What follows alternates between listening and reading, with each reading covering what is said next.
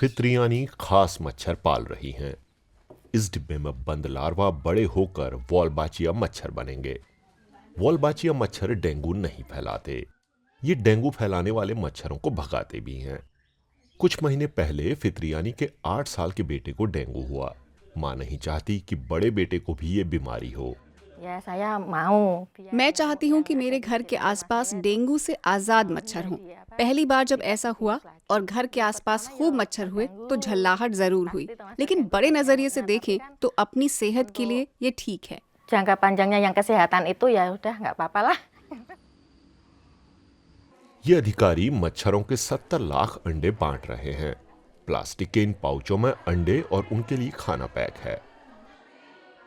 2 हफ्ते बाद नियमित रूप से 11,000 घरों को ये पाउच दिए जाते हैं। ये संख्या भले ही शहर की 1/3 से भी कम हो, लेकिन ये कोशिश असरदार है। बीते बरस के मुकाबले इंडोनेशिया के अस्पतालों ने इस साल के शुरुआती 5 महीनों में ही डेंगू के 3 गुना ज्यादा मामलों का इलाज किया है। सेमारंग में ही इस साल अब तक 3 लोगों की मौत हो चुकी है और 180 लोग बीमार हो चुके हैं। इनमें ज्यादातर बच्चे हैं। डॉक्टरों के मुताबिक सेमारंग वॉलबाचिया मच्छर अभियान का असर अब दिखने लगा है। डेंगू बुखार के मामले कम करने में उनका बड़ा असर हो सकता है। सेमारंग शहर के लोग हल्के या मामूली डेंगू बुखार के साथ अस्पताल आते हैं, जबकि दूसरे शहरों के लोग गंभीर लक्षणों के साथ यहाँ पहुंचे हैं।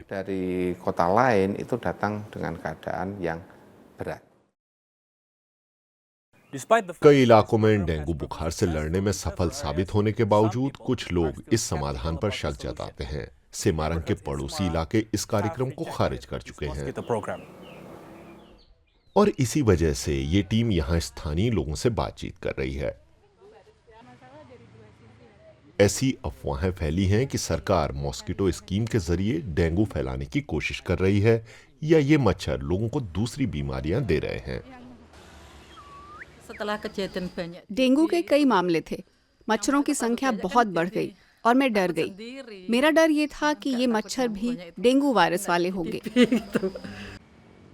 योग्यकर्ता शहर के लोगों की राय अलग है। 2016 में यहीं सबसे पहले वॉलबाचिया प्रोग्राम शुरू किया गया। अब यहां डेंगू के मामलों में 77% गिरावट है। ये जगह शहर में वॉलबाचिया मच्छरों का हैचिंग स्टेशन है।